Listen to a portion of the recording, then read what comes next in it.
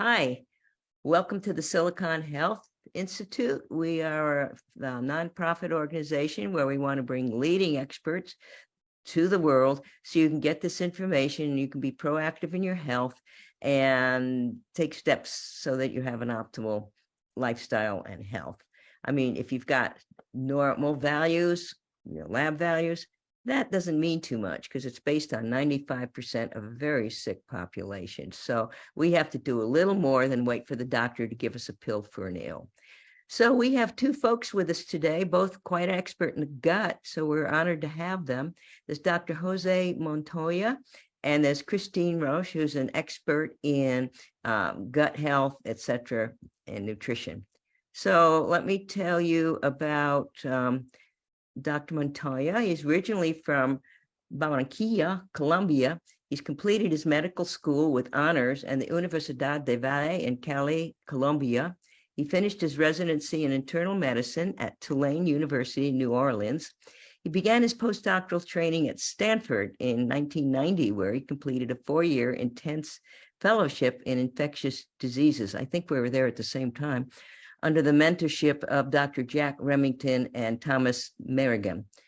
Dr. Montoya had the unique opportunity of having been chosen by Dr. Jack Remington for additional 7 years of extended fellowship on toxoplasmosis and immune responses against intracellular pathogens at the Department of Immunity and Infectious Diseases Palo Alto Medical Foundation.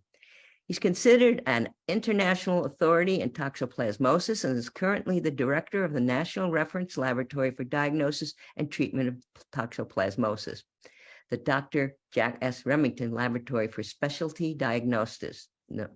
The Remington Lab is CLIA certified and the Toxoplasmosis National Reference Laboratory for the FDA, NIH, CDC, and clinicians throughout North America and the world. He joined the Summit Therapeutics as a medical advisor in December 2021, founded the Art and Science Boutique Private Medical Practice in June 2022, and the Art and Science of Medicine focuses on ailments that do not have a home in the silos of conventional medicine, including chronic unexplained illnesses such as chronic fatigue syndrome, chronic fatigue, long COVID, and menopause. Okay, so, and there's so much more that he's done. He's published over 200 articles, book chapters, etc. So he's done a lot for us. Now, Christine Rosche is an M.P.H. and C.N.S. certified nutrition specialist and a microbiome health expert. She's developed an integrative approach to digestive health based on 25 years of experience in the healthcare field. She developed and taught courses to Stanford University Medical Center, is the author of 2 books. The latest is Light Living, an Integrative Approach to Stress Management and Weight. With the companion audio CD program, she studied and worked with the leading functional and preventive medicine physicians in the U.S. and Europe. She's maintained a private practice in medical nutrition, therapy, health counseling since 1983, specializes in customized digestive health nutrition, consulting for all kinds of stress and digestive issues, including constipation, diarrhea, irritable bowel syndrome, inflammatory bowel disease, SIBO, heartburn, absorption issues, gut permeability. As a licensed heart math trainer, she pioneered in the work of heart rate variability, biofeedback for stress, burnout, and gut health. So welcome, Christine, and welcome, Dr. Montoya. Thank you, Susan. Yes, thank you, Christine, for this idea, and Susan for hosting the event, and those who are attending. We hope to bring you something that can be helpful. And we basically primarily evolve around the axis of inflammation and inflammation related to the gut, and how inflammation and gut abnormalities underline lots of things that today conventional medicine does not have an answer for, or they might say, we don't know what you have, or what you have is psychological, or if they say, well, you have something, we don't know what to do. So we hope that today's presentation may share some clarity in this regard. So let's see here. Yes, so we'll go over the concept of how the human immune system has evolved over hundreds of thousands of years, but more pertinent to the presentation today, over the last few hundred years, to become more hyper-belligerent, angrier, with the potential to cause harm. Why humans are now being left with immune systems that can cause harm, that it was not the case just a few hundred years ago. The immune system is the primary biological connected world that is behind millions of deaths that follow infection. So we tend to think about an infectious agent of bacteria, virus, parasite, fungi, or something that eats the person's cells somehow. But a lot of the damage actually comes from the immune response that is supposed to defend us against that infection. The immune system is also part of why these chronic unexplained illnesses develop following an infection. And there is an increasing recognition of cytokines that are components of the immune system. These are small proteins that allow the communication between one cell of the immune system and another, and between one place of the immune system and another. And also we'll touch on why and what could be the role of herpes viruses connected with this inflammation that seems to be hurting us. I will present to you what I consider a three-partite approach, a three-pillar approach to how to address this inflammation. And very importantly, I have the pleasure to have Christine as a collaborator, the role of the gut microbiome, both in health and disease, and the potential of manipulating in the right direction the gut microbiome. There is a balance and a homeostasis, primarily meaning balance, in advanced immune systems that are surrogates for health. When you see someone healthy in every way, physically, cognitively, emotionally, primarily that is behind that all those highly interconnected organs that require to be there for that health. But another major component of health is a balanced immune system, where you have to go after a task that is very delicate, but at the same time not get harmed in the process of achieving that delicate balance. There is a very good idea now, and achieved over the last 50, 60 years, that the immune system can fail humans either because it's deficient, but also because it's overworking. So it's very clear that we can have immune diseases from deficiency. So we have the patients who have cancer or transplant or AIDS, but also an overworking immune system can lead to allergies, clearly to autoimmune diseases, or simply a dysregulated immune system can lead to disease. So it's not only that it fails us from being weak, but also we can be harmed from being too strong. And the new paradigm is that there are situations where the same individual, the same person, can have both, can have a component that is deficient, that allows infectious agents to come in more readily, but also there can be another component in the same person of the immune system that is overreacting to a trigger, to either an allergen or to an infectious agent. So that is something that has taken a while to cut up, but is clearly the case in many of the things that we see, that both things can be present in the same person. So the immune system was placed in vertebrates and evolved to humans to defend us. This is a beautiful picture of a macrophage, which is a cell of the immune system, eating an infection called Mycobacterium tuberculosis, an ancient killer that was there to help us. However, as I mentioned earlier, a hyper-belligerent, the same immune system supposed to defend us can fail us and can cause death. And most of the deaths that came from the recent pandemic that started in December of 2019 that led to more millions of deaths worldwide, most of that deaths were because the immune system in the second week or the third week after the infection. And also can be the reason why people have an infection and they are followed by an unexplained illness that can devastate their lives for decades. And there is also very good data that as humans live longer, it's not unusual to hear people living 90, 100, in Japan, 110, 117, yet you see seniors at these levels of age, some of them living relatively healthy and others living in highly frailty states.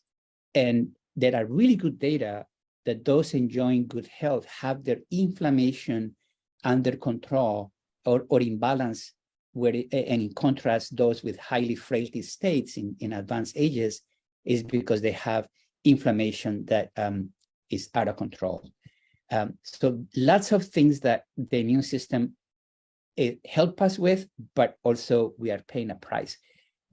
Part of the reasons of why we are being left with immune systems in humans in today's world that is stronger has to do with the fact that over hundreds of years, we were able to prevent the deaths and treat infectious diseases. It's kind of like the survivor downside.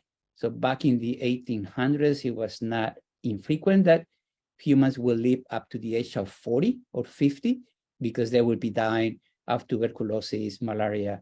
But as the world conquered that through hygiene and through understanding that there was an infectious agent, that understanding that an infectious agent, a foreign agent, was able to cause disease or infection only came clear in the late 1800s.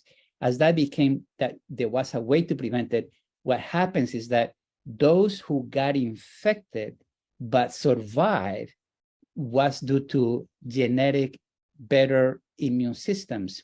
And those genes were passed to the subsequent generations. So over time, we have been creating, or we have been left with humans who have a stronger immune systems because of the survival of these infectious agents. The other possible contributor to stronger immune systems over time is the hygienic hypothesis, as we are exposed much less to soil, where there are bacteria that help to shape our immune system and train our immune system to be more elastic, more flexible.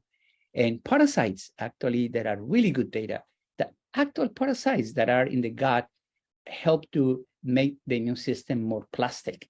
And obviously, in the developed world, that is a word, there is a lot of very little exposure to soil or parasites. And there are really good data of kids where there was no soil exposure having way more asthma and allergies than the opposite. Same with pet exposure.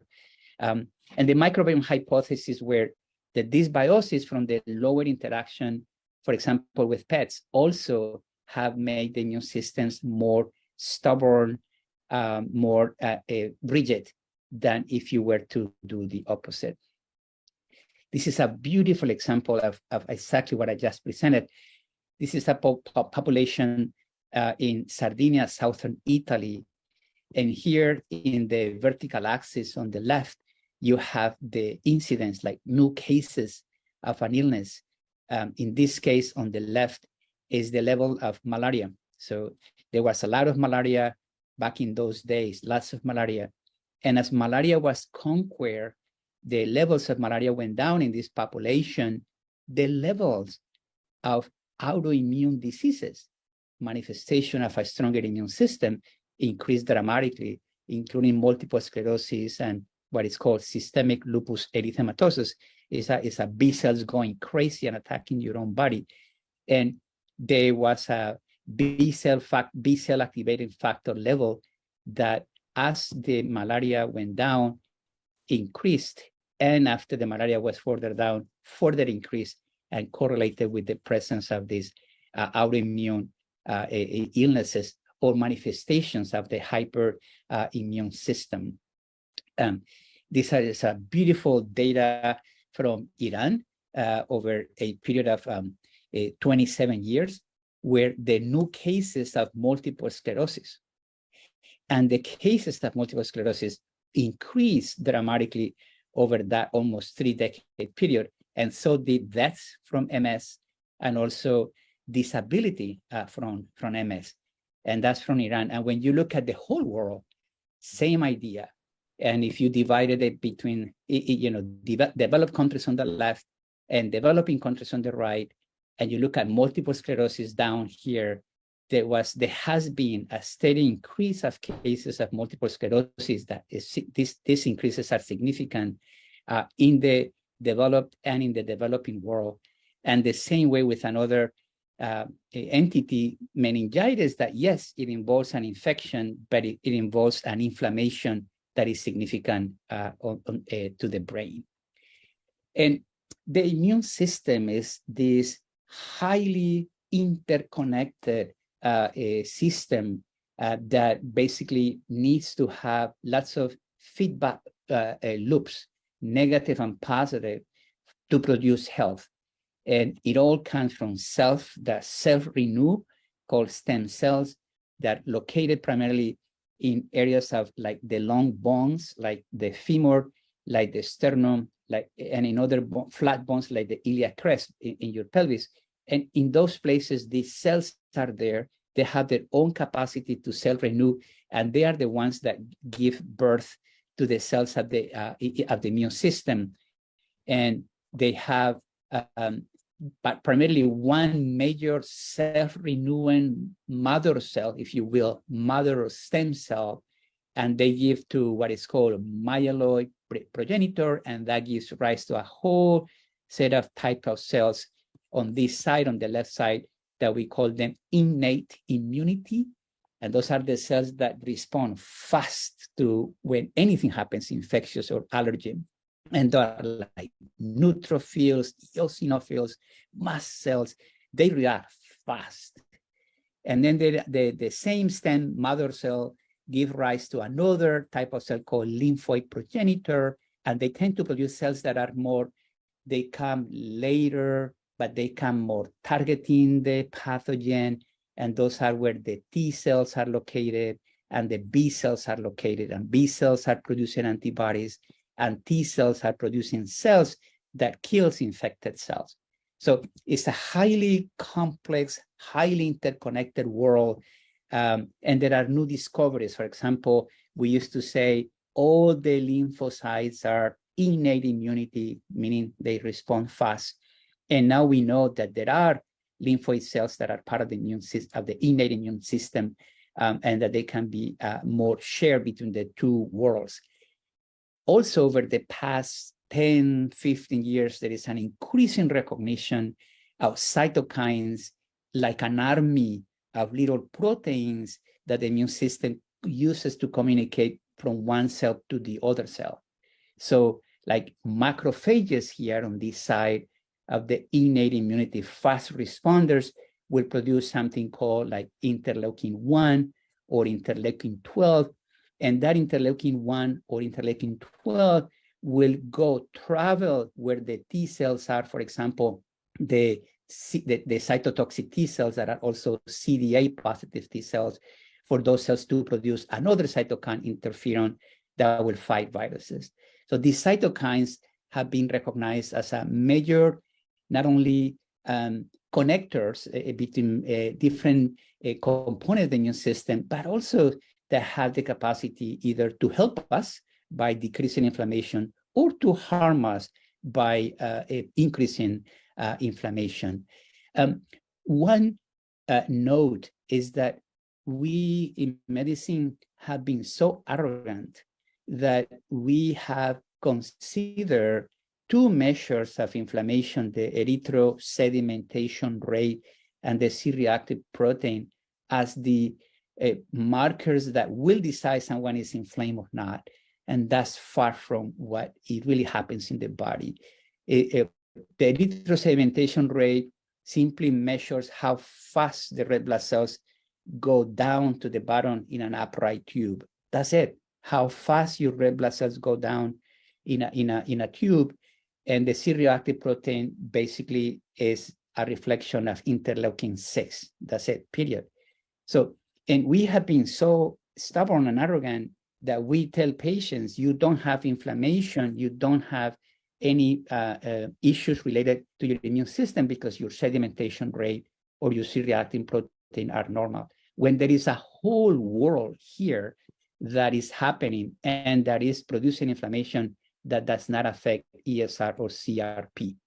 So just to give you an idea of how complex this world is, I will show you just one slide about a mast cell that many of the patients who suffer these long illnesses, long-lasting illnesses that are declared as fully understood. But I will say today that we are in a far better place than we were 10, 15 years ago in trying to understand these long-term illnesses. This is what I will show you is a highly simplified overview of a mast cell. And it's a highly simplified overview of the things that these cells produce or secrete and that these things affect. This is just a simplified overview of a mast cell. So you can see how just doing two things, sedimentation rate or will miss all of this that you will not be able to capture through this. This is a good depiction, a good graph of why patients in the COVID-19 pandemic die. So patients will either be, as is well known, asymptomatic and have the virus and nothing will happen. Some of patients will have mild illnesses. Others will have more moderate illness where there will be symptoms like cough and symptoms of pneumonia. Then there will be those with severe when the oxygenation starts to go below 94%, and those with critical illness that go into the intensive care unit. So usually in the first week is when the virus is replicating. Some of the immune system is trying to address that. That's the time where antivirals have their best role. But 2 to 3 weeks later is where you saw these millions of people succumbing to the infection because primarily inflammation and the coagulation system being hyperactivated. And the spike protein of this virus has something that evolutionary had not seen before. It went after a receptor in human cells in their lungs, the so-called ACE2 receptor, the angiotensin converting enzyme 2 receptor.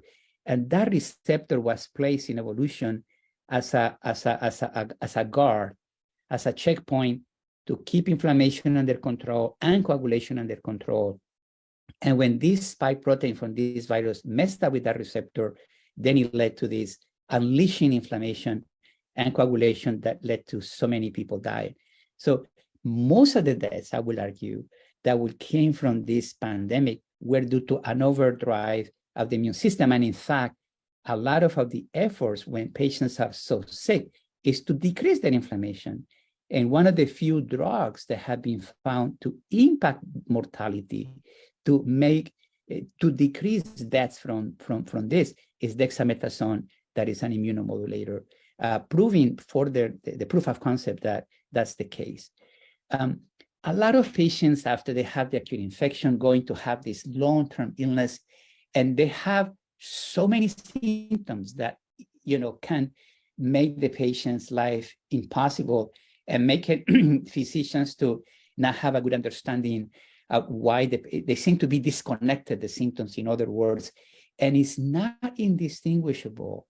It's very similar to we have seen in so-called chronic fatigue syndrome for decades. So the world just witnessed in 2 years or 3 years now, the world just witnessed in 3 years what patients with so-called CFS or ME, and I would like to please not get into semantics in this conversation, but patients with long illnesses following an infection have been telling the world for decades, and the same is suffering what is called chronic Lyme disease.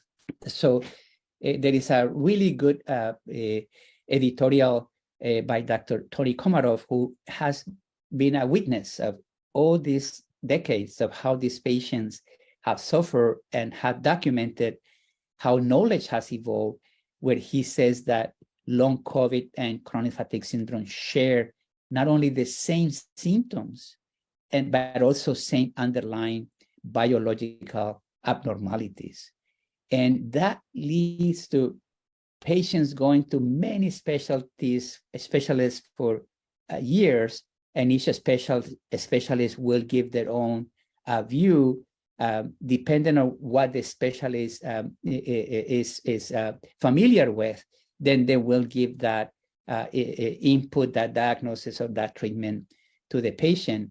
When in fact, one can reduce all those apparently disconnected symptoms to at least 5. And I would love that you can mention this to your primary care providers, that if there is at least something that interferes with the ability of the patient perform tasks at the physical level, the fatigue that never goes away with rest. And this is not the fatigue that you get when you do more than you should. This is a fatigue that is present even before you start to do anything. That's a different fatigue, and it's very unfortunate that we don't have a better word for that. And then post-exertional malaise, getting way sicker after you do more than your energy allows it, and the unrefreshing sleep, wake up and already tired, and the so-called brain fog and the orthostatic intolerance. It's very hard for me to find a patient that at least does not have those first 3, and they may have the brain fog or the orthostatic intolerance. And then there are many more symptoms after that. But at least if one focuses in these 5, it's easier to approach this patient. There is no question that chronic fatigue syndrome or myalgic encephalomyelitis or now long COVID or chronic Lyme disease, there is no question these are real entities. And conventional medicine has failed these patients over decades, and it's something that is costing society billions of dollars annually. And what I think happens is that there are a lot of potential insiders. You could develop a protective immune response to any of these infections: viral infections, bacterial infections, fungal infections, parasitic infections, and now the recent 2019 new pathogen in humans. And it's supposed to protect you, but there is something that in some individuals lead that protection to become harmful. And I am tempted to believe that it's because our immune system over the last 200 years had become angrier for the reasons that I invoked a few minutes ago. And so something leads to this perpetuation of the immune response that does not get turned off, and that we don't know what it is. We do not know why the switch doesn't turn off to the previous balance. And I will argue that a contributor to perpetuating this is reactivation of intracellular pathogens like herpes viruses, or maybe an unknown pathogen that it has not been discovered yet. This is work that I did and published in the Proceedings of the National Academy of Sciences. And we found that if you see the x-axis here, you have on the first item is controls, then patients with CFS with mild, moderate, and severe disease. That's what the x-axis is. And in the y-axis primarily is the level of the cytokines. We measured 51, and we found 17 correlating with severity. 17 of those markers of the immune system called cytokines, they were the higher they were, the more severe the illness was. And out of those 17, 13 of them were pro-inflammatory. So they were causing inflammation in these patients.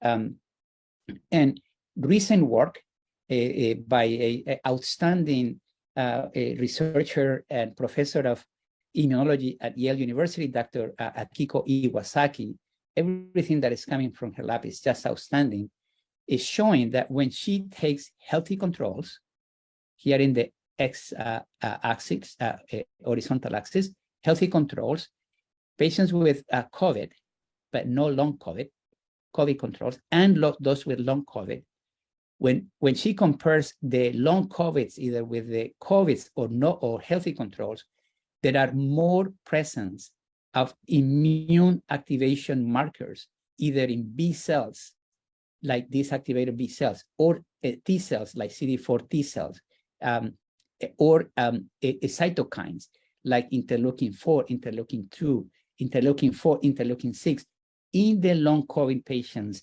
that in the non-long COVID. So suggesting that underlying the long COVID abnormalities is an overworking immune system. Same thing here, the immunological differences in the myeloid, which is innate, as I showed you before, lymphocyte, which is the group of the adaptive immunity, and you could distinguish the persons who have COVID as controls, but versus those who had long COVID here, and the long COVID here on the upper triangle, having way more significant abnormalities in the immune system in the direction of pro-inflammation. The other fascinating thing that she found is that those with long COVID had higher levels of antibody against herpes viruses like Epstein-Barr, varicella zoster virus. Fascinating, because it's something that we also have found and suspected in chronic fatigue syndrome. And at the end, they have these fantastic ways to analyze data, but it's what is called unbiased machine learning. You give the data to a computer and you let the computer do the analysis on its own without any bias. And what the computer spits out, literally, is that they have these patients with long COVID that tend to have more presence of antibodies to Epstein-Barr, more immune activators in that. We did a study where we also found that the more severe the CFS patient is, the more likely that that patient is to be infected with CMV, herpes 1, EBV. So, like, if you are more severe, you are more likely to be infected. We suggest that that's also is in the direction of the role of herpes viruses working in severity. Lastly, based on all this work and the honor that I have been given to see patients over the last, now it's going to be 16, 19 years, I think that one can help these patients if brings to them a three-pillar approach where it includes lifestyle modifications, modulation of that inflammatory milieu, and then suppression on a long-term basis of the herpes viruses. Modulating within immune system drugs include drugs that are approved for other entities that are inflammatory. So one has to carefully discuss which of these agents will be more suitable to which patient. Suppressing the viruses, it will be appropriate if clinically indicated. There are patients who they tell us they have fluctuating viral syndromes. Fluctuating viral syndrome, this is highly suggestive of EBV. There are others that say when their oral herpes reactivates, their CFS symptoms are worse. There are others that have positive PCR for EBV and so forth. So depending on the patient's profile, one can attempt to suppress those herpes viruses as another source of ongoing inflammation. And very important is the not only decreasing inflammation with medications, suppressing the herpes viruses, but also lifestyle modifications that good sleep hygiene, low stress environments, and what we are going to be seeing control of the post-exertional malaise. I think that post-exertional malaise is not only a cardinal symptom for these illnesses, but is the biggest threat for any possibility of patient recovery and will be for success of clinical trials.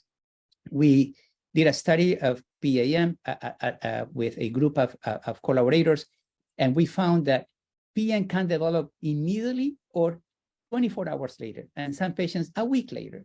So it really can be detrimental to the patient, and it can last few hours or it can last 1 week. And that brings down the patient's possibility, survivability for a recovery. And lastly, we also found in another work that we published the role of the gut microbiome associated with CFS. We found that bacteria like Faecalibacterium prausnitzii were low in patients with CFS and other bacteria like Rectale that produce butyrate. And butyrate is a highly anti-inflammatory. So again, the theme of inflammation seems to be supported by even if you look at in other compartments. So we found that the patient with CFS have lower producers of butyrate and lower butyrate. And the same finding was made by another group who also found low microbial butyrate. So in summary is the way I think that we can view safely these lung illnesses are highly inflammatory processes, and that inflammation can be modulated via lifestyle interventions, decrease the inflammation with immunomodulators, but also the use of lifestyle changes. And it's a pleasure and an honor for me to work with Christine Rosche that was introduced by Susan earlier on this aspect on how assessing the gut microbiome and how intervening the gut microbiome can be helpful for patients. So Christine, I will give you this patient that has these microbiome findings, and then please take it over from here. Yes, thank you. I would like to do the case study, Dr. Montoya, after the presentation. So I want to do my slideshow first, and I really appreciate, thank you so much. That was an excellent talk, Dr. Montoya. And what I will be doing now is talking about the gut microbiome and the most important aspects of what happens to the gut microbiome with the virus, any type of virus during the pandemic, and how can we prevent and improve, boost the health of our gut microbiome. And at the end of my talk, I'm really excited to present with you the case of what a patient that Dr. Montoya and I worked together with, an actual case study. So let me go ahead now and share my screen here. So what I want to do, let me just make sure, just a moment here. So I'm just setting this up. Okay, just 1 second, please bear with me.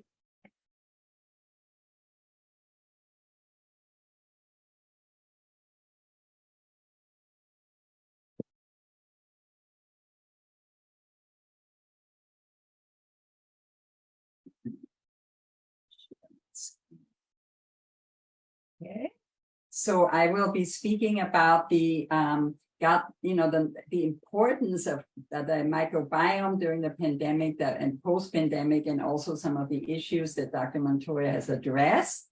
So I want to specifically address what is the gut microbiome. We live in a symbiotic relationship with hundreds of trillions of microorganisms, viruses, bacteria that modulate every aspect of our body's functioning. So it's actually 10 times the number of cells than we have in the human body, and 150 times as many genes as we have. And all of the microbiome is in every organ of our body. So for example, we have The mouth has its own microbiome, you know, the esophagus, the breast, every organ of your body has its own microbiome, which also regulates how you're digesting and absorbing. So you cannot make the vitamins and minerals you need and really absorb your nutrients and have your immune system function, especially if you're getting any type of immune compromise, unless your microbiome is robust and stable, because you need it to be able to absorb your nutrient, manufacture your vitamins, and also make anti-inflammatory and anti-tumor factors. So how have things been altered over the last century? We all know about the, you know, industrial farming, pesticides, herbicides, GMO. There's been a significant increase, especially in the last 5 to 10 years, with changes in the gut bacteria that I've seen all across the board, working with people over the last 25 years. There's been a decreased diversity of our gut microbiome, an increase of the dysbiosis or bad bacteria related to, if you imagine you've got a desert versus a lush tropical jungle. So your healthy microbiome is the lush tropical jungle. However, when the bad bugs, you know, overtake that, you start losing a lot of the richness in the diversity. So diet, lifestyle, but most importantly, the type of water we drink, the air we breathe, and also the drugs. Even a small amount of over-the-counter drug lowers the ability of the microbiome organism. It impacts that ability to be robust. So people taking over-the-counter or drugs on an ongoing basis is going to really impact that. I am very concerned about the changes in our microbial garden, in that beautiful jungle that is our birthright, with the changes of the spraying of residual glyphosates, which are abundant now in all of our food, water, and air supply. So even if you're eating organic, the research I reviewed shows that all organic food contains a certain amount of Roundup or glyphosate. And of course, it's now no longer the clean 15 versus the dirty dozen, which we talked about for years. It's about a mandate, knowing that even the organic, even if you grow it, it's going to have residuals. So please focus on that clean, you know, clean 15 is no longer valid, because there has been a significant increase in the last 5 years, especially of what we have done to our environment and to disturb the ecology of the natural jungle, your own gut microbiome garden. So what's going on? We already talked about toxins, too much sugar. You know, of course, how you were born affects your microbiome, whether you were C-section or natural birth, you know, GMO affected, lots of things affected. However, when you look at the graph, there's been a dramatic increase, especially the last period of time in, you know, as we know with Dr. Montoya and these types of diseases that have impacted us with the pandemics we've been through. So according to a very well-known gastroenterologist, Dr. Desi, he researched this and found that healthy gut bacteria promote the functioning of T cells in your body. So the more robust, the more diverse, which I will talk about in detail how to accomplish that, the more you'll be able to increase your body's ability to be able to your immune system to be balanced. Bad bacteria, yeast, lower gut immunology, overall gut immunity. So the digestive system, your microbiome, is the root of your health. It's the root cause, and it's the key in fighting off bacteria, all types of viruses and fungus. There's also a very important connection between the gut and the lungs. It turns out that healthy gut flora during the pandemic were shielding people and the mucosa from getting more serious illness. So all the researchers, especially Leo Galland, have found that the people that when you check the gut flora of people, whether they were outpatient or inpatient, especially during this pandemic that we had with this serious virus, that the colonization of the gut went right into the lungs. So whatever you have in your gut, you know, it's in your lungs, it's in every organ. And so they found actually that flus even and other viruses were reduced by 75% when people increased the diversity And of course, there's much more to that. It's much more in depth around really having a thriving microbiome garden. What does that take? That's what I'm going to be looking at. But there's a clear connection between the gut flora and protection of your lungs from viruses. The other is that you can test to determine the level of your gut immune system. You can see which bacteria colonize and which strains of bacteria that you need to boost your immune system. So one key aspect is it's absolutely now proven that the virus we were dealing with alters the gut microbes. There's a strong relationship between the gut microbiome and severity of the expression of this serious virus that we had. So 90% of hospitalized people had fungi, 3 species of opportunistic fungi.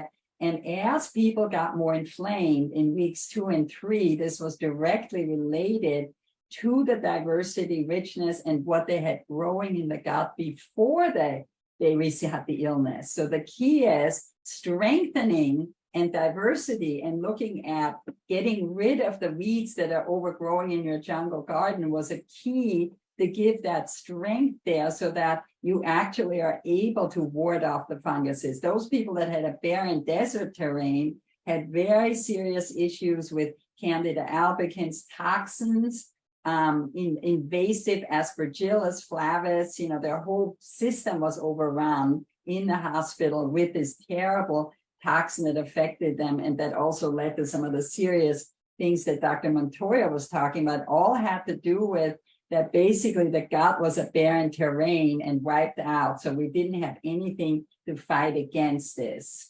Also, brain fog, autoimmunity, inflammation, the pulmonary Aspergillus virus, which is very dangerous. There was a study done on that one, which again, people who came to this virus or other viruses with a barren terrain did not have any resilience. They were just showing serious overgrowth. Other than people who had a more resilient terrain had less of a response that was so damaging. Study at the University of Massachusetts showed the relationship of the gut and the mouth microbiome. So I am now exploring, along with researchers, to show that the bacteria in your mouth will migrate, of course, to the gut and vice versa, and that there was a correlation between the overgrowth in the stool and in the mouth. So the University of Massachusetts showed the inflammation, Enterocarpus fecale, increases in the stool and the mouth with infection of the virus, of this really serious virus. And then Med News in March of 21 actually showed that the microbiome directly affects how someone responds to a vaccine and increases the function of the mucosal barrier, modulates your immune response, improves your gut barrier integrity, and regulates, most importantly, also your butyrate levels and your inflammatory response, which Dr. Montoya and I will be speaking about. So one important thing is that Dr. Montoya, they mentioned F. prausnitzii, which we have found in all the research is very low in people who have this serious response to COVID and other viruses, whatever this terrible virus was. And people always say, well, are you going to take me to a shop and give me F. prausnitzii? How can I buy F. prausnitzii? Because it's a series of microbes that definitely lowers inflammation. It's an anti-inflammatory microbe, prevents allergies, respiratory infections, improves gum health, and also is responsible for people that have Alzheimer's and periodontal disease. F. prausnitzii is a key player in keeping the prevention of that. So what you need to do is take bifidolongum, BD536. So I'm going to be presenting some new research about the species. We're not going to go out and buy F. prausnitzii. We're going to look for a species called BD536, which has been shown to really mediate this response, help you lower the inflammation, increase your respiratory health, and improve your brain health, because we all know the gut-brain is such a key connection. The other is iodine mouthwash is very important in killing all types of pathogenic bacteria, as well as Bacillus coagulans soil-derived bacteria, of which there are many different brands of that. Increases F. prausnitzii, lowers lung and organ inflammation, which is such a key factor here. One of the things that's very important, all the people in the studies, alkazide D128, protected against influenza virus. So actually showing in the lab how a virus strain, the viral load of the infected animals for H3N2 was significantly lowered. So what I learned from doing all this research, speaking to some of the Harvard-trained doctors and on the East Coast, is that basically by keeping a healthy, diverse microbiome with a high level of F. prausnitzii and a high level of the core players that we're going to talk about when we do our case, will actually suppress the proteins and lower your viral load. So across the board, every researcher that I spoke with said that the virus can enter, whether it's influenza, cold, flus, or a terrible virus, but the expression is directly influenced by the type of probiotics and the health and diversity of your microbiome and the composition of your microbiome. Also, your gut barrier is critical. Probably many of you know about leaky gut permeability. You need to, of course, also do everything you can to keep a healthy mucosal barrier, therefore have a very healthy, robust gut immune response with the C.B.T, which with the testing I'll talk about measures how robust your gut immune response is. So again, one of the key factors in the nutrition, the diet, was for people to eat many different colors of vegetables every day. So the research found that polyphenols, flavonoids, black rice, purple foods, especially during the most difficult time when we have a severe virus or a pandemic, the diversity of what you're eating, prebiotics, which I'll go over in just a moment, resistant starches, like green banana flour is a simple supplement you can put in your smoothie, but it boosts this essential fatty acid production, increases butyrate, which will lower your inflammation. And then anything that's purple cabbage, purple potatoes, black rice, black and purple was the staple of these physicians that I worked with during the pandemic as a way of also boosting their immunity. So it's really a key, the diversity inside your microbiome, what you eat every day, and how, that interfaces your diet with that. So the top immune boosting foods during that time and now are, of course, the vitamin C, the bioflavonoids. The research shows if you're doing higher doses of C, like 5 to 10 grams a day, the expression of serious viruses is affected, much less. Garlic, allicin, ginger decreases inflammation, green foods, anything. What I always recommend in my clinic, digestive health center, is where people make a gelatinous veggie broth. We don't use the carton veggie broth that's in your Safeway store. We use in a glass jar, we get that gelatin broth and we put it in a big pot and would show people how to put in all the dark leafy greens, bok choy, kale, rainbow chard. And then what happened is that before the meal, they would eat prebiotics like cultured foods, cultured kimchi, sauerkraut. Consuming the veggie broth was such a great way to heal the lining of the intestines, as well as improve that much more of a robust gut immune system by what you eat every day. So bone broth, leafy veggies, cultured coconut yogurt. For those of you living on the West Coast, there's a product called Coconut Cult, just an example of a product that you can eat every day that really helps you with gut health. Here are some prebiotic essentials. These are things that will help you make more of the pro-inflammatory microbes, anti-inflammatory microbes, but prevent those pro-inflammatory ones from growing. So again, diminish the bad weeds in your microbiome garden, improve the anti-inflammatory microbes by eating pistachios, asparagus, cultured yogurt, kimchi, beet kvass, garlic, onions, very diverse essentials that we need for really creating a thriving microbiome jungle garden. And the biggest factor is, in order to prove this, they did a lot of research showing that even one candy bar, one soda reduced immune response to viruses all across the board by 70%. It reduced the neutrophils in gobbling up the bacteria, and there were long-term effects. So within 24 hours of eating white sugar, this is what we know. If you want to stay healthy, and the diversity of the microbiome was also affected by eating sugar. And so again, pharmaceuticals, drinking tap water, which is of course loaded with all of the things that will decrease your microbiome and make the dysbiotic bad bacteria grow. So we have, the quality of the water, quality of the air, and we have the sugar as being a key player in this. So food is medicine. So remember, what you're doing is improving the air you breathe. I noticed, for example, every clinic that I go to now is an air filtration system, first time ever. So, air filters, water filters, definitely removing the tap water shows in my research across the board to, really helps when you remove the tap water.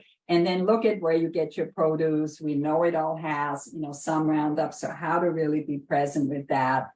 And they even found that custom probiotic strains, infants birth to 1 year, 50% reduction in colds and flus. So the key is you can't just go to a shop and buy any kind of bottle of probiotic, as I'll talk about, that they actually need to be customized and individualized for your unique microbial garden.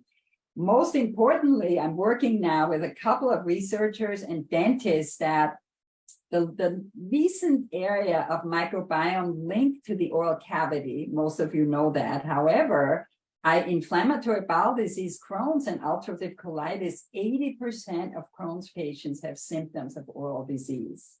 And so the key is look in your mouth first, make sure you've got a good biological dentist, and get regular care for that. And then realize that the microbes of the mouth, which we can now test, are a key player in whether or not you're going to have gut or other chronic disease. So across the board, arthritis, also rheumatoid arthritis, heart disease, RA, and diabetics were linked to pathogens that started in the mouth. So what we have to do to look at the root cause, like in functional medicine, let's go to also the oral bacteria. And the great news is now I'm working with a company and a few dentists to bring you the DNA oral bacteria, the tests that you need to measure at home. You just swab the inside of your mouth to see what your oral bacteria actually is, and then be able to balance the oral systemic connection, that you lower the pathogens in the mouth to lower your risk of chronic disease.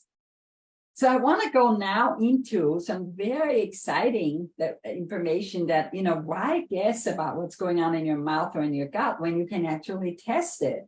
So what we now have, we have tests to determine the level of your gut immune system, CIGA, to determine which bacteria colonize your gut and what strains of probiotics you need, very specifically to boost immunity and to prevent viral infection.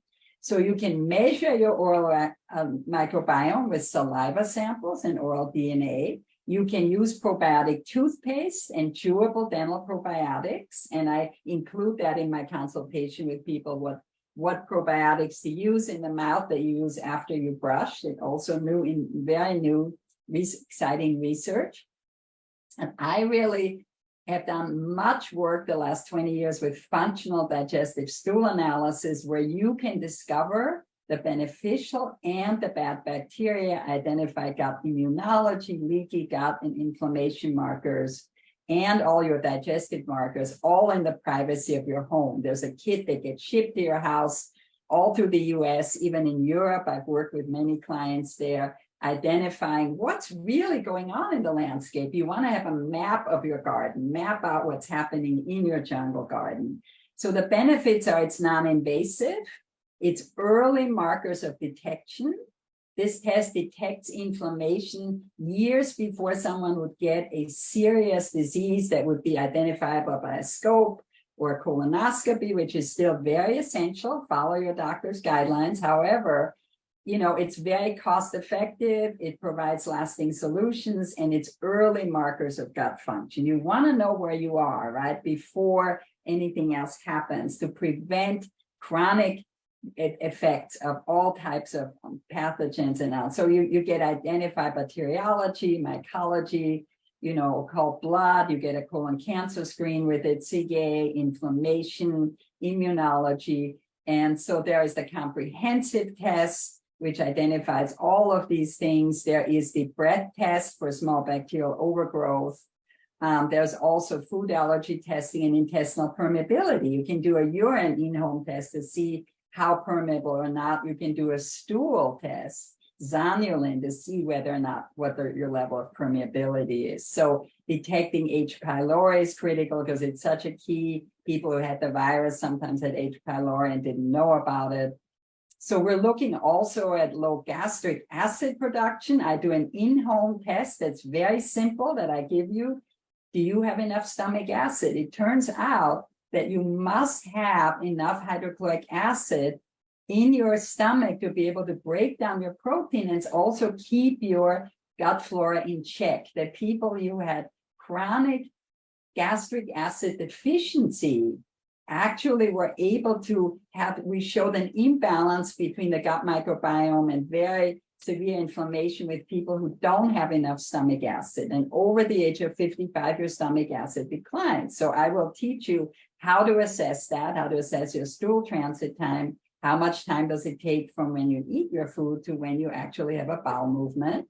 And most importantly, to know that non-steroidal anti-inflammatories actually affect all types of gut flora. However, especially if you take a PPI, a protein pump inhibitor, it is known to really affect the ability of your body to digest and absorb your nutrients. So I see patients, it's a fantastic drug short term.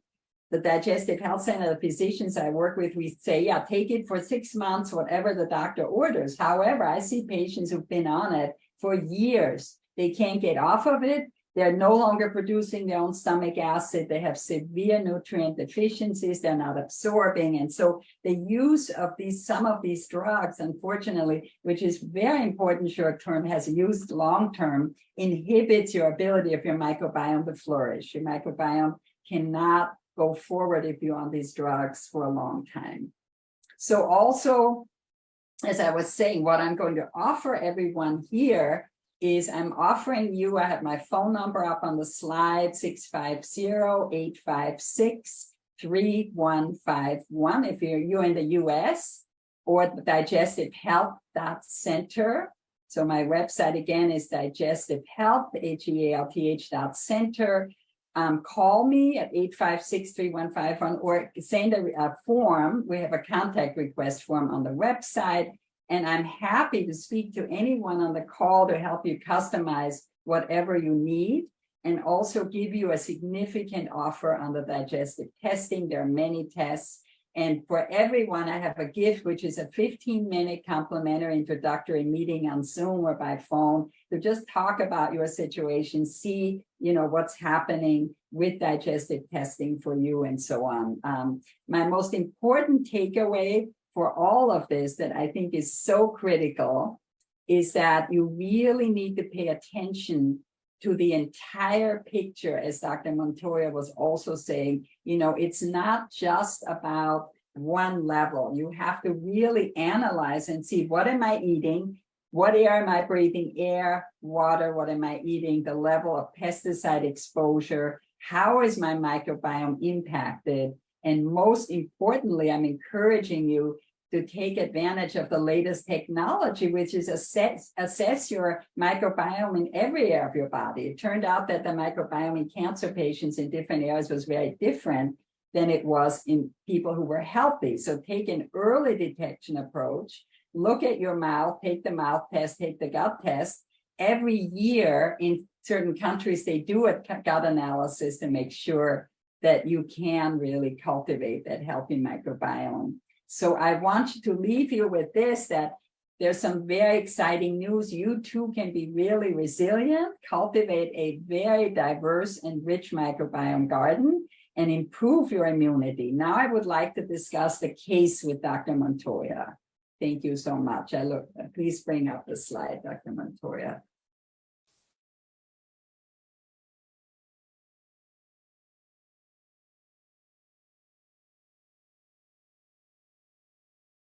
And we want to do the case now. The case he shared sorry. a case study of a patient we did together. So Dr. Montoya, you want to begin by giving a little bit of background on this patient?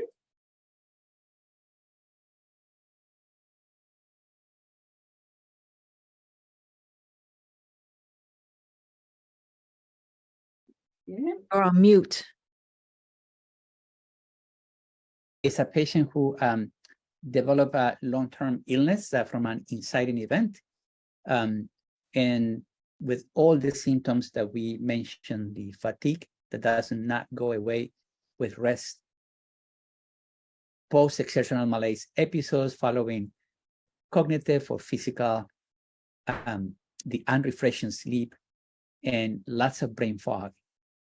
It's, every case that you see with all these symptoms that you could call chronic fatigue syndrome, myalgic encephalomyelitis, chronic Lyme disease, long COVID is devastating to see, because it has been shown that they suffer as much as a patient with cancer, as much as a patient with a cardiovascular event.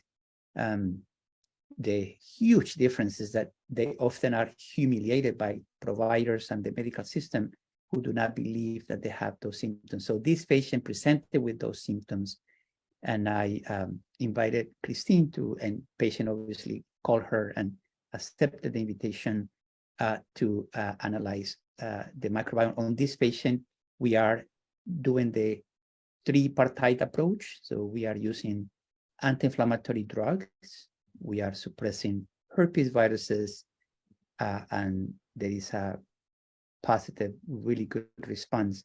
And at the same time, lifestyle interventions that include avoiding those PEMs, and also the intervention that Christine is a magician, with the diet and analyzing the microbiome. So Christine, this is the patient's microbiome, main microbiome findings. Yes, thank you. So this is the GI 360, which is one of the microbiome very comprehensive DNA PCR assessment.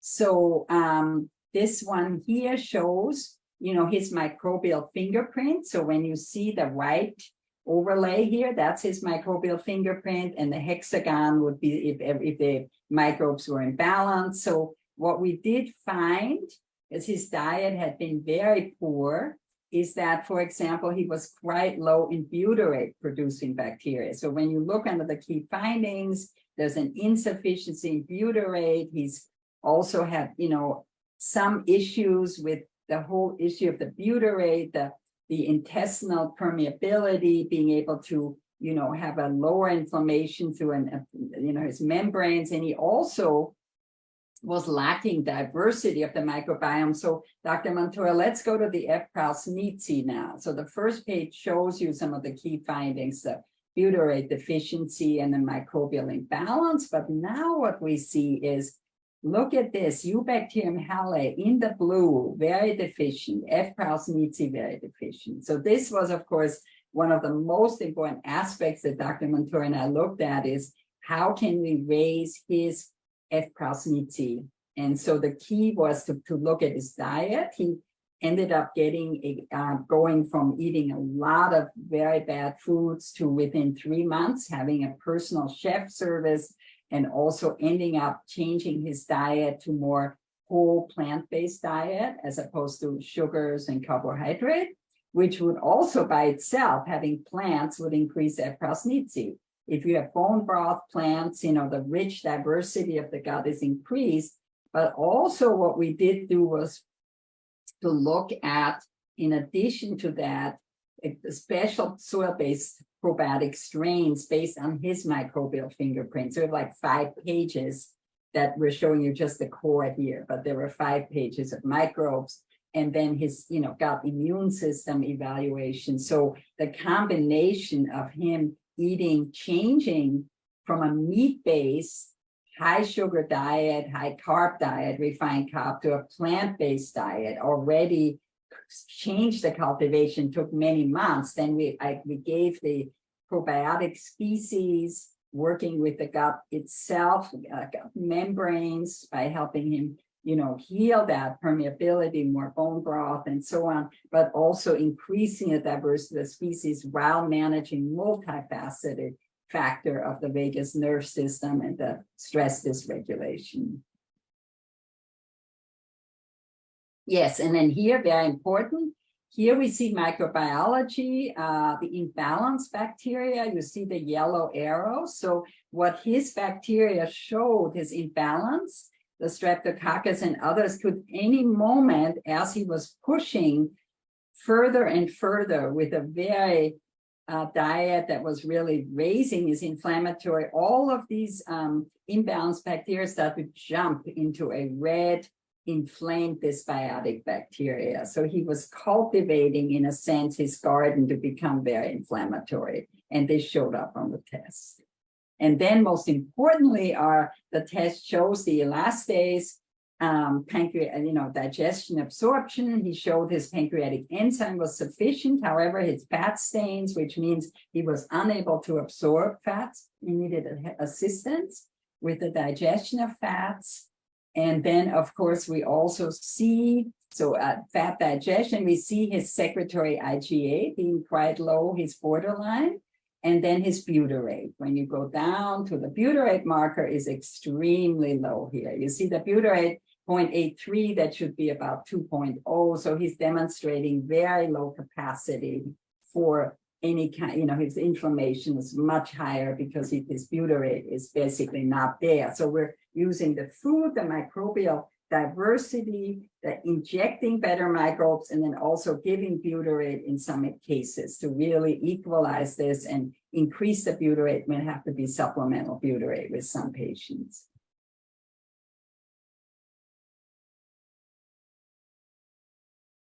That's it, Christine. Yes, thank you so much. Yeah.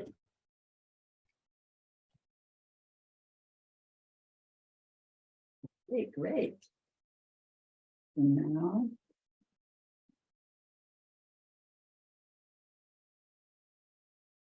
we have the questions, I think, that is really, yeah. You want to go through them, or do you want me to go through them? Yeah, please go through them. I think, how do you feel, Dr. Montoya? I think it'd be good to have her.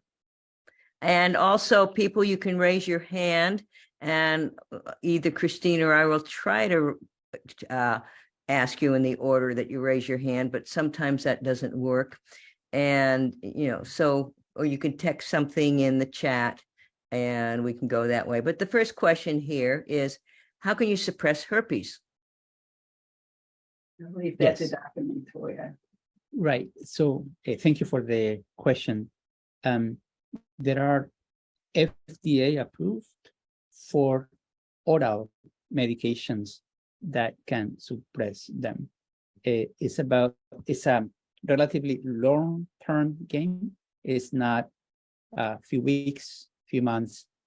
I have estimated that it's probably something between 1 and 5 years of suppression until the immune system of that person learns to do the job that it did before the illness began. So how is that done again? So there are 4 FDA approved medications. Like acyclovir and things like that? Acyclovir or valacyclovir or famciclovir or valganciclovir. Okay. Correct. Okay. Another question was about spore probiotics. What is the question? What is your recommendation on using spore probiotics?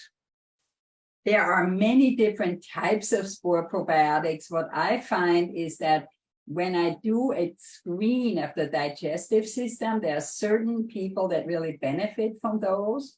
It depends on the medical history, how you're, like, for example, do you have a gut disorder or not? So if somebody's really healthy, if they have so it's very individual. I think spore biotics are great, but not for everyone. So the person would have to contact me about, I would probably talk to somebody about their medical history before recommending. But I think overall for a healthy person, that does not have IBD or ulcerative colitis, where we have to be very careful, or, other serious disorder. If somebody's healthy and they want to try spores, there are many kinds of spores. So again, I encourage you, but with caution, depending on what you need. Now, here's a question. I mean, in the back of our tongue and in our sinuses, there's certain bacteria that will convert nitrates to nitric acid. And somebody's asking, how will iodine affect that? Because if you take mouthwash, it wipes them out. So how would iodine affect that? Well, I have, the main thing is that, yes, iodine does wipe things out, and it would depend on for that person's specific goals.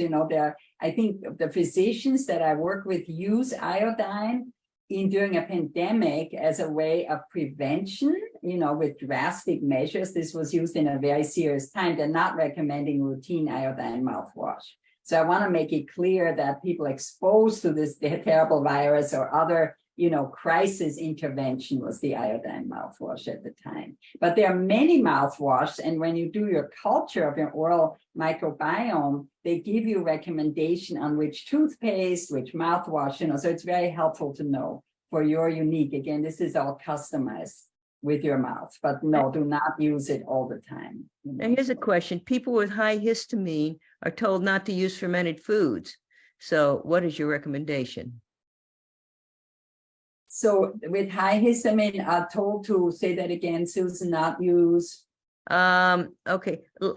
Well, let me go back to another question. It's another one on iodine supplementation. And there's been a lot of word out that it's not good and it's detrimental to Hashimoto's. However, iodine is so important for various functions in the body, the breast, etc., the thyroid, that my own personal opinion, which has changed in the last 10 years, is that it's more you have to weigh pluses and minuses, but some people say that the iodine does not adversely affect the antibodies in Hashimoto's.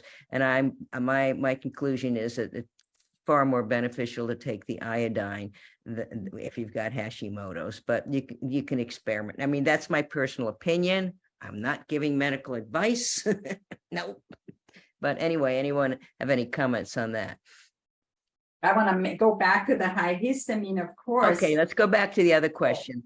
The high histamine foods, anyone that consults with me or the center that I do, we always take that into account. We do an in-depth assessment. If somebody has histamine reaction, we would recommend foods only that are, for them, that are very important to keep that into account.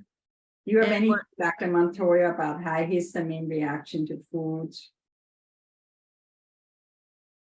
I think it's primarily also on an individual basis. It's also a matter of trial and error. But for some patients, fermented foods are not the food for them because it will have highly complex, things that come with the fermentation. So I would say that even with high histamine levels or not, fermented foods are not for some patients. Yeah.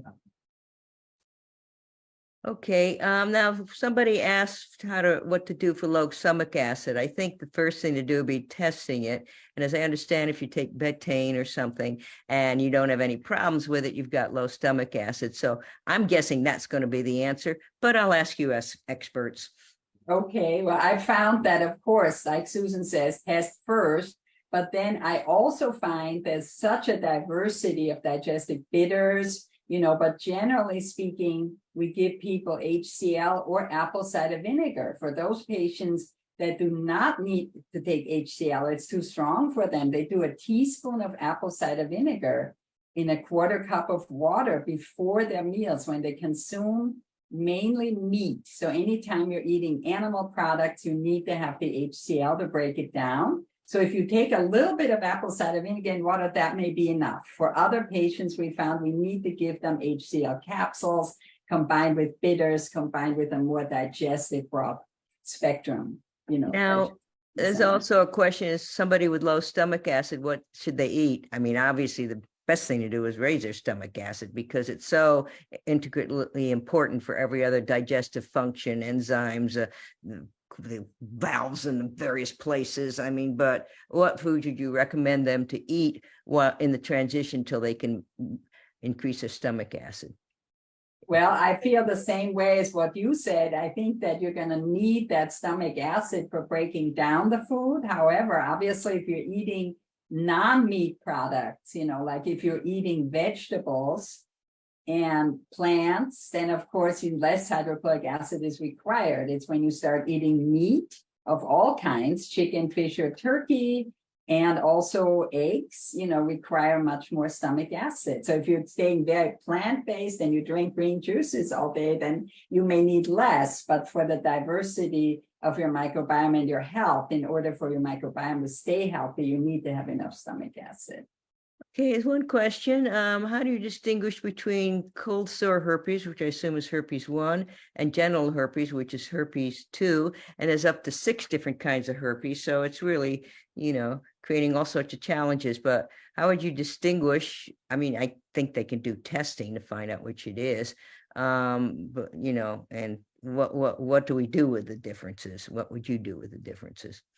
Yes, there are blood tests that you can find which herpes an individual has been infected with that are reliable.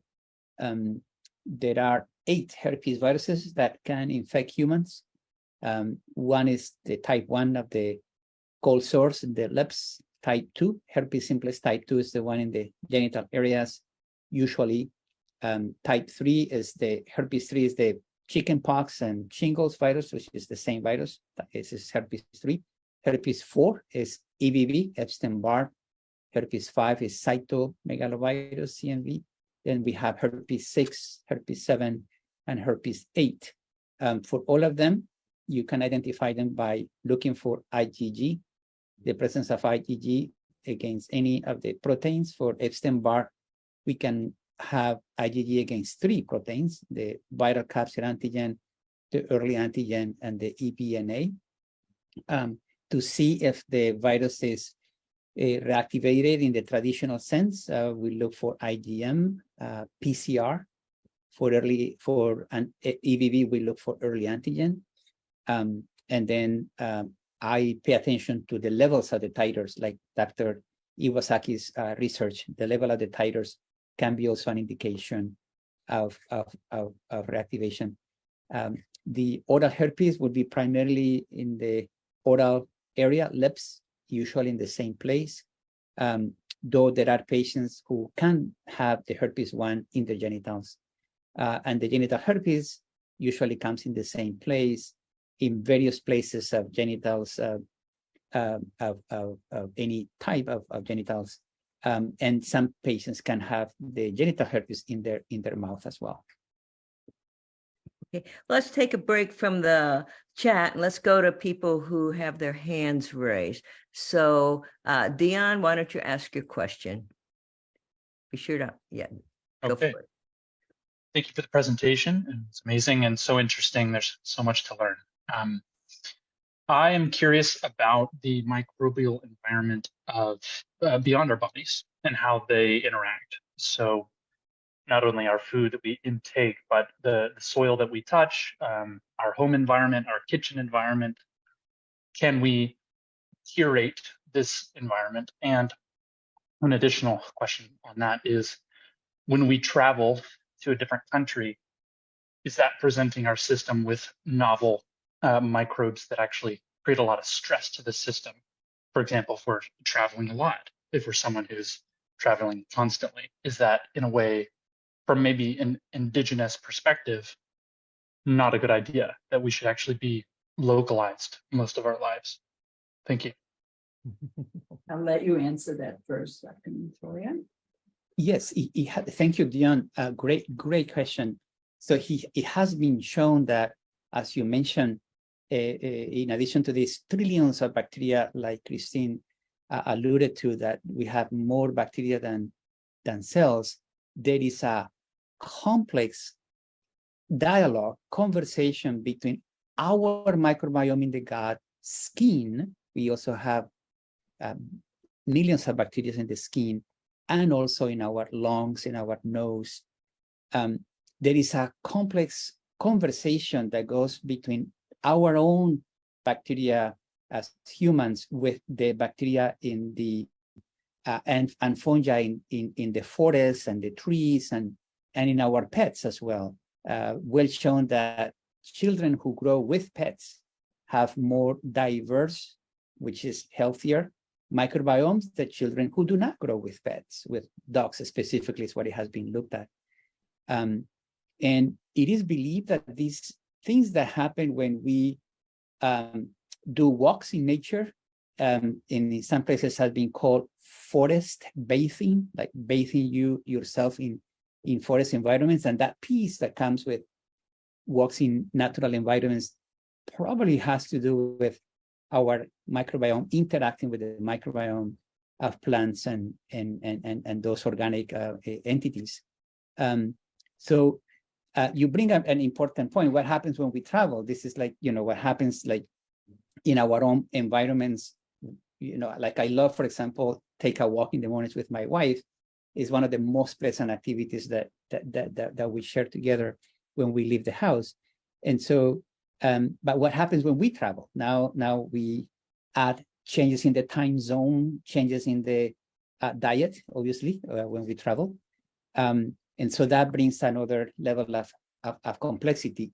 I will suggest this, and for with what I just said, there is good supporting evidence for that.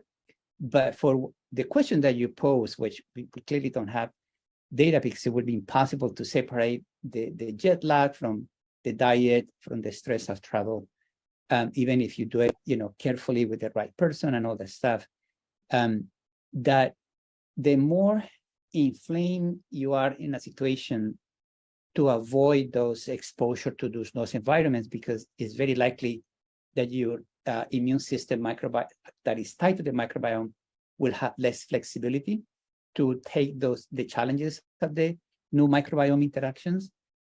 And the more you are on the resting healthy state, the better will be that you get exposed to those. So your microbiome will have these healthy interactions that will bring more plasticity and more flexibility. Yes, and I would add to that, the growing gardens, they found, having children grow their own gardens, their own food, the interaction of children, both with the pets and with their hands in the soil, and to interact outside as much as possible, of course, again, creates that as Dr. Montoya said, that flexible state of more of a healthy state. Thank you. Okay. Any more questions, Dion? Okay. That's it. Thank you so Okay, much. Joanna, you're on. Yes, hi. I had a question that I wanted to ask Dr. Montoya. I've been dealing with Epstein-Barr and persistent Lyme for a long time, and then a year ago got COVID and have been dealing with either long COVID or reactivation of the other buggies since then. But I just had some blood work done, and some tests that have never shown up positive have shown up positive on them. And I'm wondering if these could be related to COVID or long COVID in any way. The cryoglobulin QL was high, complement total was high, PTH intact was high, and my ANA screen came back positive for the first time.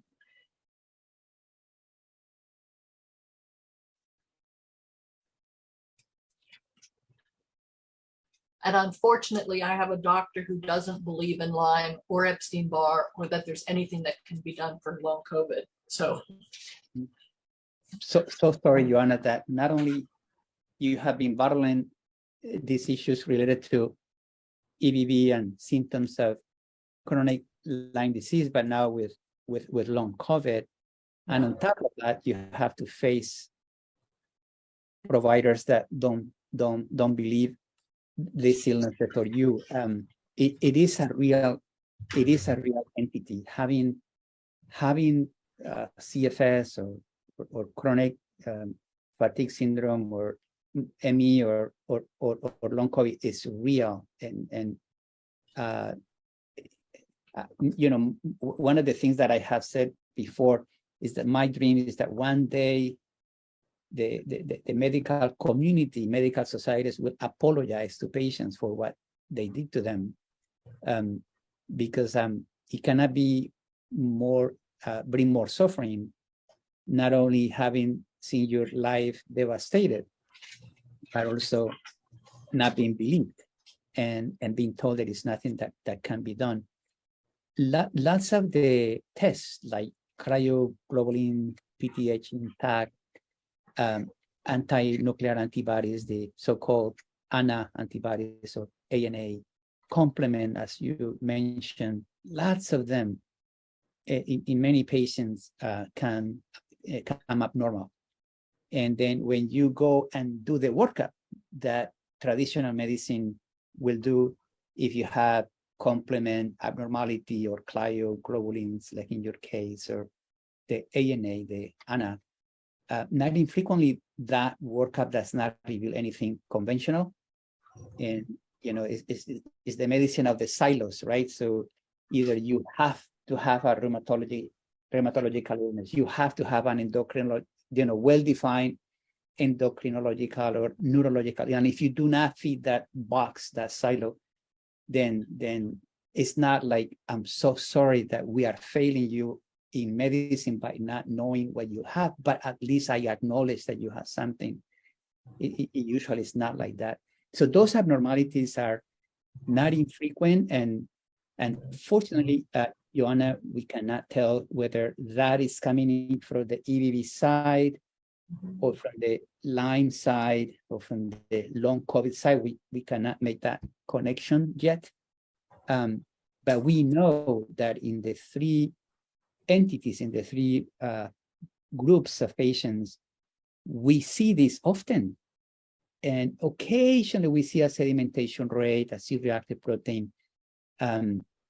But the idea, Joanna, is to still implement this lifestyle modification. Please pay attention to the lifestyle modifications as I try to convey this post-exertional malaise phenomena. Patients get worse after they do more than they can, and that what they can do more than they can varies from day to day. Is really tough. Is the biggest threat for a patient potential of recovery. If the patients can conquer the ability to not exceed that mysterious threshold of energy envelope every day and be able to function without having the PM exacerbations, that's a big step, important step in the right direction. And that's going to be tough for clinical trials. And then the diet and that we talked about and that Christine mentioned, and see if you can work with your primary care provider. There are some few things that they might agree to in terms of inflammation, antihistamines, antihistamine type 1, antihistamine type 2, like Pepcid, that does not affect the acid level, like the proton pump inhibitors as much. Use of medications like Celebrex long-term, low-dose naltrexone, those things that bring inflammation down. It's harder to convince them because, I suggest this to those who want to have their medications covered by the insurance companies, but some of the primary care providers will be open to suppress, for example, the Epstein-Barr virus with a relatively safe medication like a cyclovir for at least a year. And what I have noticed is that if you use one of the three successfully, one of the three components of the approach, there are patients who successfully leave this thing behind by using one of the three. If they use two, there is a greater chance. And if they use the three, is where I have seen that there is the greatest chance of recovery. But yes, Joanna, going back to your original point, those cryoglobulins, P.H intact, the complement, the ANA antibodies can be seen in any of the three. Yeah, I've had the Epstein-Barr for over 40 years, and I've had the Lyme for well over 20, probably close to 25. And none of those things have ever appeared before. And that's why I was thinking that they might be the COVID on top of everything. And I'm also wondering if you have any non-pharmaceutical suggestions for long COVID, especially the brain fog and fatigue. I think that we could you could try looking at the microbiome specifically and see if there are good evidence that in your case specifically the butyrate, the Faecalibacterium thrapsnitzi or the Eubacterium rectale, if those are on the low side, that because there is a lot of communication between the gut and the brain that is becoming more and more recognized. There are trials now for fecal transplantation, for fecal FMT, fecal matter transplantation in some of the diseases like Parkinson's. And so I will explore that part significantly, try to decrease your inflammation in the gut that will transfer into decreased inflammation in your brain. I don't know the long term, but you could try natural agents as antivirals like lysine, for example, that is known to have antiviral effect. Yeah. So sorry, Joanna, you have gone through. Great. Thank you so much. This is a wonderful talk. Sure. Thank you. Okay, Jennifer.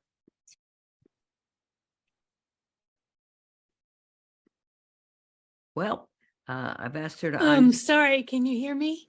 Now we can. Yes. Oh, so sorry. It took me a moment there. I wanted to ask about, grains, different grains, whole grains. What impact do they have on these conditions? So Jennifer, I've done a lot of work in that area. Thank you for asking that question.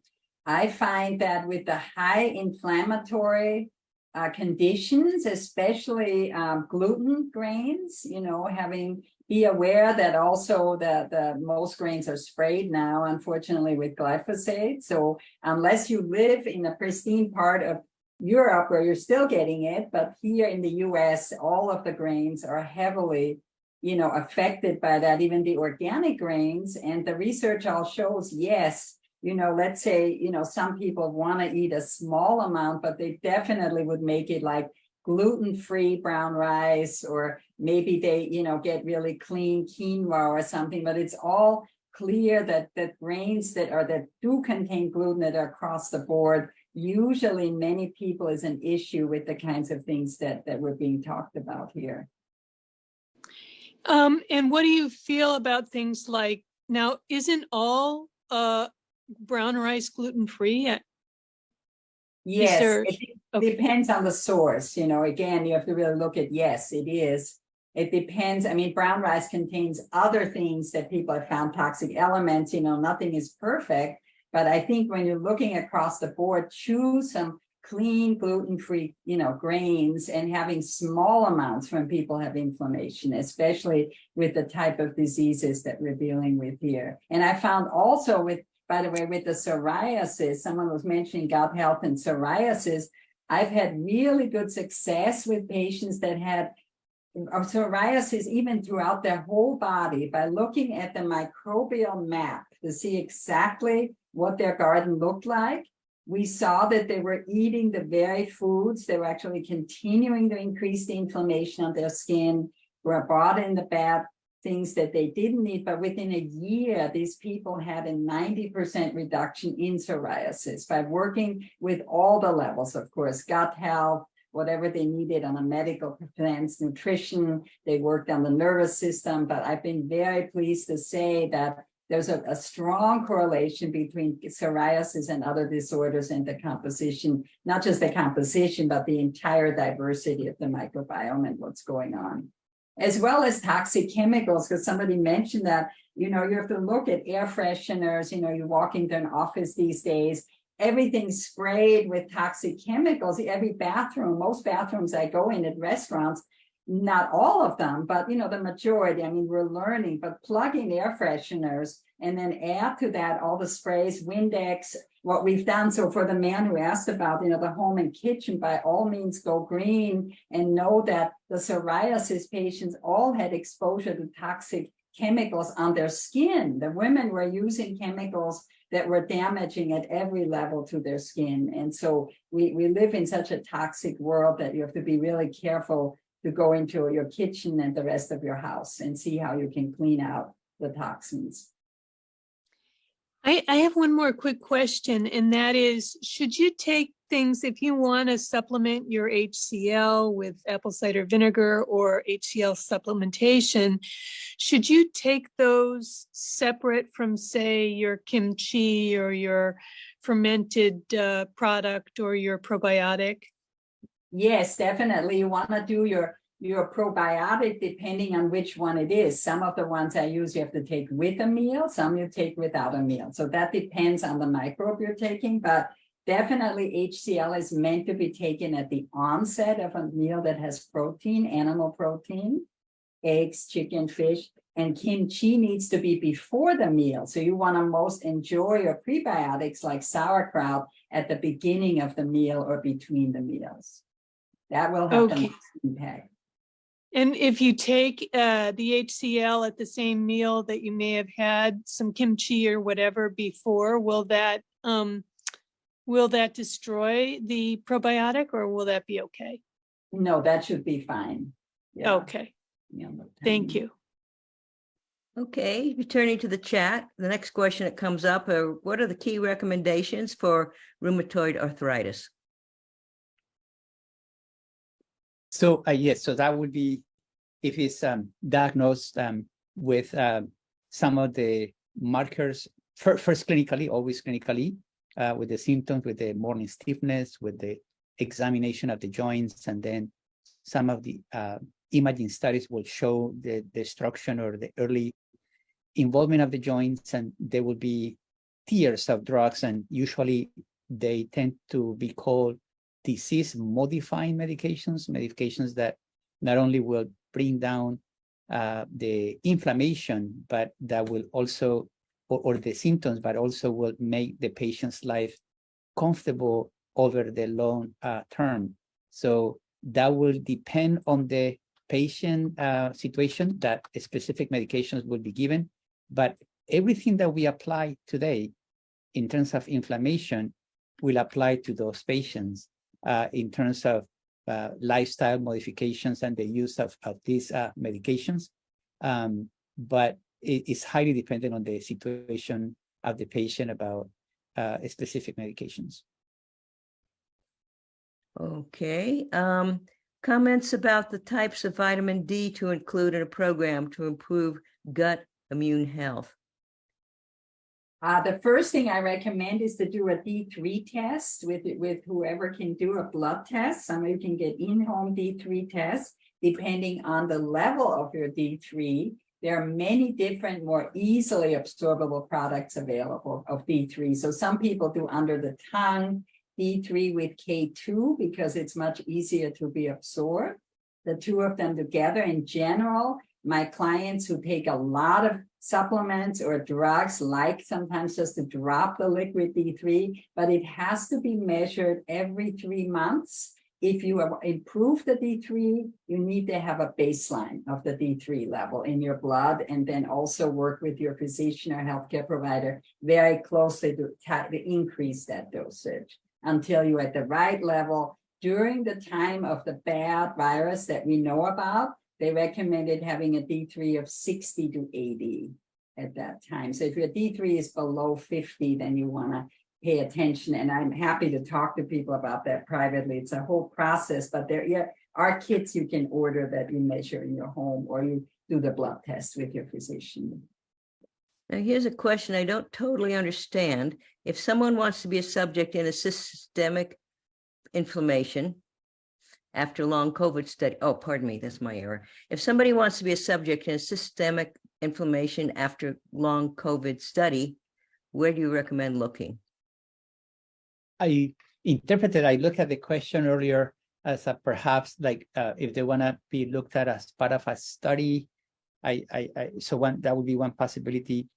For studies that are obviously depend on where you are.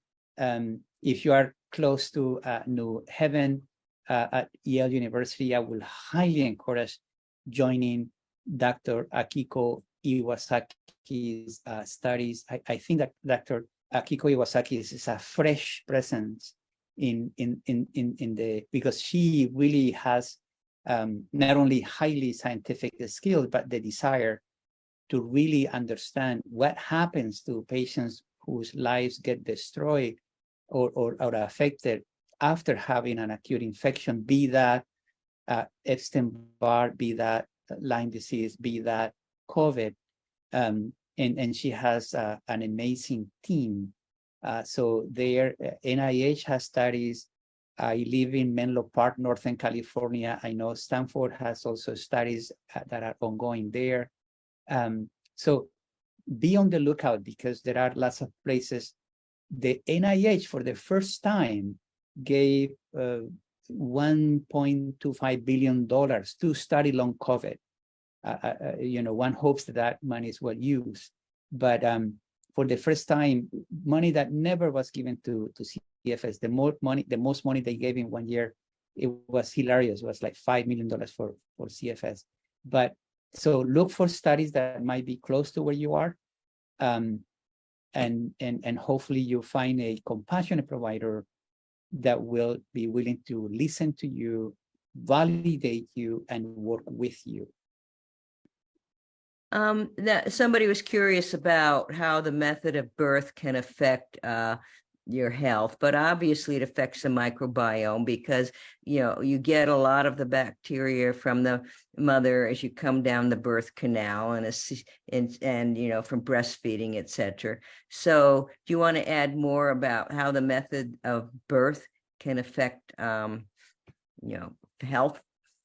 Yeah, I think the C-section babies, there's definite correlation, when you look at the amount of different types of health-related challenges that these children have as they're growing up. The children that are born vaginally are inoculated at that time with especially the bifidus, the lacto that they need to start processing, even the formula, the breast milk is giving them so much that they have natural immunity from the very beginning to many things that the C-section babies did not get that exposure. So it's very clear that they're more vulnerable from the very beginning to different types of health challenges. Does apple cider vinegar in water negatively impact tooth enamel? Good question. It depends on the ratio of the water to the apple cider vinegar. That is correct. There can be an impact, but I think if you dilute it it normally there's not too much of an impact with the right dilution. But if you did it, all the time without the diluting it, yeah. Do you treat viruses with highly elevated IgG but no IgM antibodies in chronic illness patients?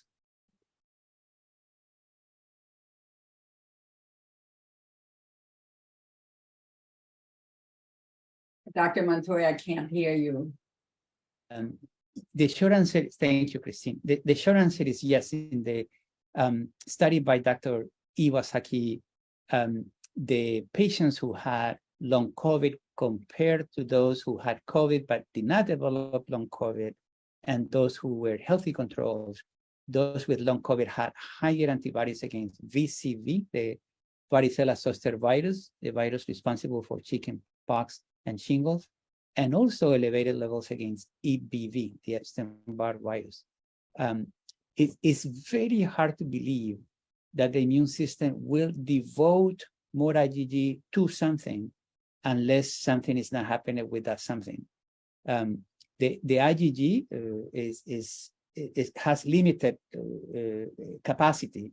The total IgG that an individual has is divided into IgG against a bacteria, IgG against another parasite, IgG against an allergen, IgG against Aspergillus, IgG against CMV. So it is shared into many things. So the immune system does not elevate the IgG fortuitously, just for the sake of it. So yes, I guide those who are candidates for herpes suppression also based on the levels of the IgG, even if they are IgM negative or PCR negative. Thank you for the question. There's a question about treating type 1 of what? I don't know. How Okay, can I interrupt? This was my question. So go for it. the first time I asked the question, I'm sorry, I wasn't very clear. I wanted to know the distinction between type 1 and other type herpes in terms of the treatment, not in terms of diagnosis. I know the tests give the diagnosis, but how would you go about, like, is there a long-term treatment for type 1, which I believe the majority of people have it, like the cold sore? So the type 1 is about 30% of the general population who has it, the most 35%. Genital is about 20%. So for the type 1, I have had patients who have had these illnesses, CFS or long COVID or chronic Lyme, and when they feel like the herpes 1 is going to come up, and it's usually the numbness, the tingling, the symptoms get worse. And I've been fortunate to have met such patients and fortunate to have suppressed that reactivation with the oral medications, and then eventually plus the lifestyle modifications, plus the reduction of the inflammation, they have really good significant recoveries. The suppression of the herpes 1, if one chooses the pharmacological route, can be with either acyclovir or famciclovir or valacyclovir. If it's only the one that one is targeting, then I try not to use valganciclovir. That one is more for like CMV or herpes 6. So, and the other thing, in a study that we published, we showed that the longer we gave the suppression, the higher was the chance of recovery. So there was a study done in the 70s where they suppressed EBV Epstein-Barr for just 6 weeks. And that study declared that there was no role for viral suppression because it was negative 6 weeks. And I did a study where we did it for 6 months and we found the difference there. But I wish we would have known more then, and I would have done it for a year. It's usually a year. So not only for your question, it's important to choose the right antiviral to suppress. As I mentioned, there is some role for the L-lysine as a natural suppressor or these drugs, but also key for the success is the duration of the suppression of the herpes virus that, in my experience, needs to be at least 1 year. There's a question on treatments for long COVID, but as we know, there are protocols like with the frontline doctors, Dr. Corey, Dr. Merrick, Aaron blocking on his name, Bardis or whatever, and Dr. Ely have also been putting together protocols for what to do and getting the spike proteins and whatever. And they've done a lot of work on it, and a lot of people have worked on it. So I guess there's a lot of protocols out there, but frontline doctors, as Donna mentions, is a place to start. Any comments? I am not familiar with them. I apologize. Okay. Yeah, I mean, there was recently a summit on treatment of long COVID and any bad effects from any particular medical treatments. And they go into, I mean, it's very complicated with the spike protein and as many different things that can go on. I mean, I think, one component, well, I don't want to give medical advice, but there's many different components of it that have different treatments. And first you got to get the spike protein off of you, then you've got to neutralize it, and then you've got to get it out of the body. Anyways, there's been a lot of work on that, but maybe starting with the frontline COVID folks, Dr. Artis, Dr. Ely, they've been working on it quite a long time. I mean, it's very complicated and very interesting. So, any thoughts? Okay, psoriasis and gut health. Of course, any autoimmune disease. I don't know if psoriasis is autoimmune, but it certainly they start in the gut. So, comments on psoriasis? Yeah, I did mention that I work with quite a few people with psoriasis. I looked at that multi-tiered approach that Dr. Montoya also was saying that, with very good results. I mean, people with whole body psoriasis after 1 year, 90% reduction in psoriasis using this multi-integrative approach of, the environment, the internal, what they're eating, the microbiome, the modulation of the diversity and specific strains for the skin of the microbiome.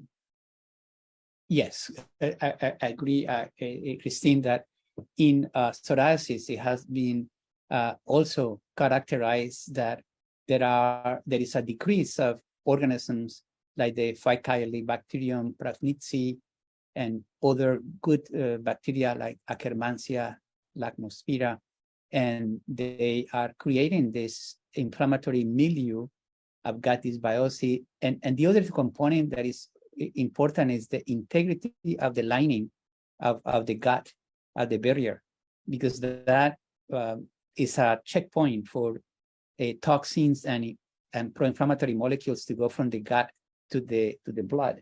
So gut health is also about the right balance of bacteria, but also having a good integrity barrier, integrity of your barrier that, as Christine mentioned, can be measured with zonulin, for example, zonulin levels for gut permeability. So in psoriasis, which is where the more superficial layer of the skin, the keratinocytes, go crazy. They are just producing uncontrolled keratinocytes, and that's why you see these skin lesions.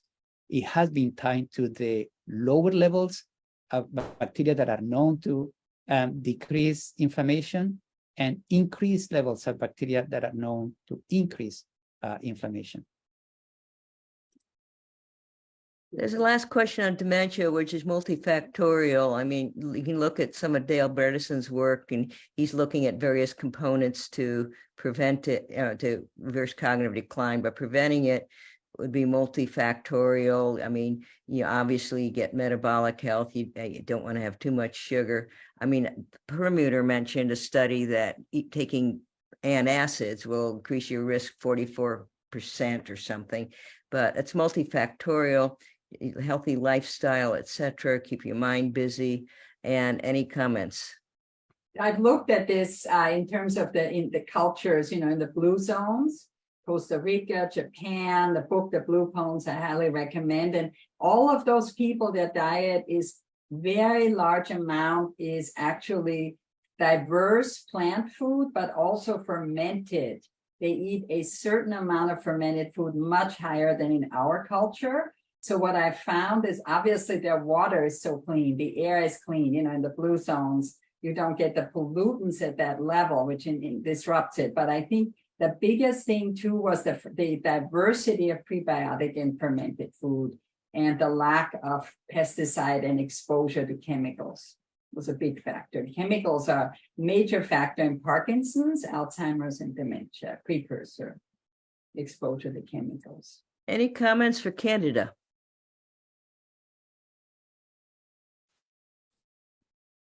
Candida is such a frequent colonizer that is hard to pin down a role. I don't think it has been ruled out either, but it's hard if it's found what to do with it, other than when it's found in clear excess. So obviously, we go with treatment for that. But we have to look at like we do with the herpes viruses as well. Not just find it doesn't mean that it's playing a role, but you have to look at it where the candidate is being found and at what level. Okay. If there are any more questions, jump because they're about to leave. If you want to save the chat, there's 3 buttons on the bottom of the chat dialogue on the right. You click those buttons and then you click the chat and save them. So if you want to save the chat. Anyway, unless there's any questions, I want to thank our 2 guests profusely because of the information you provided us and answering our questions. And it was great. We hope you come back. Great. Thank you so much. Anyone wants to plug, go for it. Thank you, Susan, and thank you for the great questions. Great audience. Would love to come. Thank you. Yeah. Bye-bye. Thank you. Thank you. Talk to you soon.